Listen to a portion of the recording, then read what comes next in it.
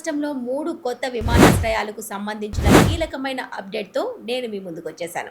తెలంగాణ రాష్ట్ర ప్రభుత్వం ఎంతో ప్రతిష్టాత్మకంగా తీసుకొని వరంగల్, ఆదిలాబాద్, భద్రాద్రి కొత్తగూడెం జిల్లాల్లో ఎయిర్‌పోర్ట్‌ల నిర్మాణానికి కార్యాచరణను సిద్ధం చేసింది. వరంగల్ ఎయిర్‌పోర్ట్‌కు సంబంధించి తెలంగాణ ప్రభుత్వం ఇప్పటికే సుమారు 953 ఎకరాల భూమిని సేకరించింది. ఆయా భూమిని కేంద్రానికి అప్పగించింది కూడా. ఇందుకు సంబంధించి వీలైనంత త్వరలో శంకుస్థాపన చేస్తారని తెలిసింది.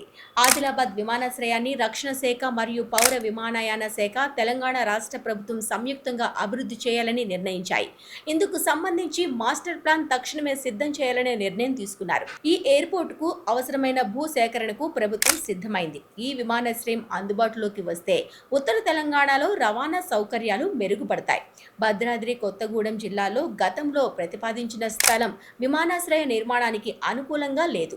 ఈ విషయాన్ని ఇప్పటికే కేంద్ర పౌర విమానయాన శాఖ రాష్ట్ర ప్రభుత్వానికి తెలియజేసింది. దీంతో ఈ అంశంపై మరింత లోతుగా అధ్యయనం చేసే పనిలో ప్రభుత్వం నిమగ్నమైంది.